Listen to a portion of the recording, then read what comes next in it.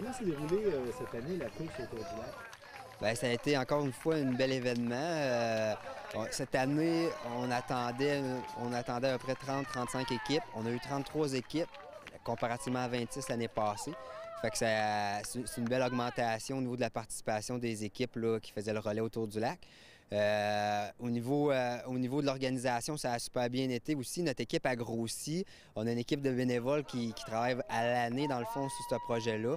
Fait que je pense que c'est de plus en plus facile de l'organiser parce que tout le monde est un peu plus au courant dans quoi il s'embarque. Puis ça va être quoi le degré d'investissement de l'organisation de cette course-là. Puis je pense aussi que ce qui est intéressant, c'est que les gens qui participent à la course autour du lac s'impliquent à leur façon aussi dans le développement du fonds Courir pour mieux grandir.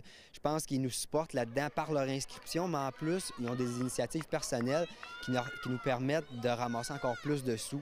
Fait que ça, c'est vraiment super parce que pour nous autres, c'est la même énergie qu'on met pour donner une course de qualité, mais en plus de ça, on a les retombées de des initiatives qui sont de l'extérieur. Fait que ça vient bonifier le fond, puis ça fait que l'événement grossit.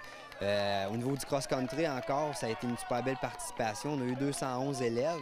L'année passée, je crois qu'on a environ 180 jeunes qui ont participé. Fait que ça, c'est une belle progression. On a aussi des améliorations qu'on va apporter encore l'année prochaine. On va ajouter des niveaux qui vont participer, exemple le secondaire 1, peut-être même le secondaire 2 à partir de l'année prochaine. On va pouvoir faire la journée, les compétitions de cross-country. Fait que, tu sais, ça, c'est vraiment intéressant de voir ça parce qu'on a encore plein d'idées, on voit que ça se développe.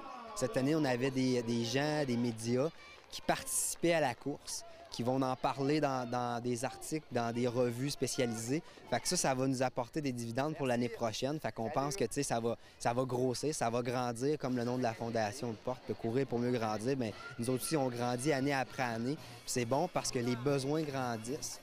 En même temps que nous autres, on grandit, fait qu'on est capable de s'ajuster vraiment. Puis je pense que quand toutes les écoles vont vraiment bien utiliser le fonds, vont être bien au courant de la vocation du fonds, bien, on va avoir besoin de beaucoup de sous. Puis je pense qu'on va être en mesure de répondre à la demande. L'année passée, on a donné 11 500 $. Cette année, on est fiers de remettre 20 000 $. Comment est géré le fonds et quelles sont les procédures pour y avoir accès?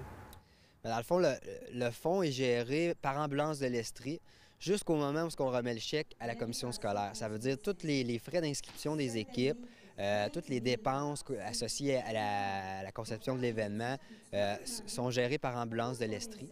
Par la suite, à partir du moment où on vient dans les écoles, on remet le chèque à la commission scolaire. Le montant est transféré dans les jours qui suivent à la commission scolaire. Puis là, la gestion se fait vraiment là, via Hugues Aymon. Puis c'est tout lui là, qui assure le suivi là, avec un protocole à l'interne. Ce protocole-là consiste, entre autres, à remettre les sommes aux différents élèves qui fréquentent toutes nos écoles primaires. Cette année, on va élargir le nombre d'écoles qui vont pouvoir y participer. Par exemple, on s'intéressait dans les dernières années aux écoles qui étaient situées sur la MRC des Memphrey-Magog. Cette année, on va ouvrir un peu plus grand, on va aller toucher les 2 autres MRC de notre commission scolaire. Donc, ce protocole-là, au juste, ce qu'il fait, c'est qu'on demande à tous les intervenants qui sont auprès des élèves de pouvoir nous signifier des besoins. Et ces besoins-là sont très, très simples. Nous, on croit que les élèves ont besoin de persévérer pour réussir à l'école. Et pour persévérer, ce qu'on croit, entre autres, c'est que par le sport, on peut le faire. C'est une de nos premières portes d'entrée. Il y en existe d'autres. Donc, parmi les intervenants, il y a les directions d'école qui sont les premiers sollicités par notre protocole. Par la suite, il y a les enseignants et surtout les éducateurs physiques et d'autres types d'intervenants. Ça peut être également des psychoéducateurs, des psychologues, ça peut être également aussi des orthopédagogues qui peuvent demander. Donc, on fait une demande qui est faite via un formulaire par les directions d'école qui est transmise au coordonnateur. C'est moi le coordonnateur qui s'occupe de voir avec Christian Vachon quel type de somme qu'on peut remettre. Une fois qu'on a reçu la demande, il y a une acceptation du fonds.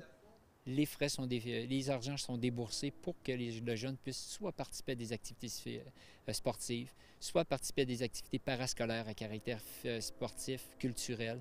Il peut y avoir aussi des activités qui ont attrait directement à son apprentissage. Donc, ça va vraiment dans notre protocole qui est présenté à chacune des directions d'école de toutes nos écoles de notre commission scolaire. Et par la suite, les demandes viennent pendant toute l'année.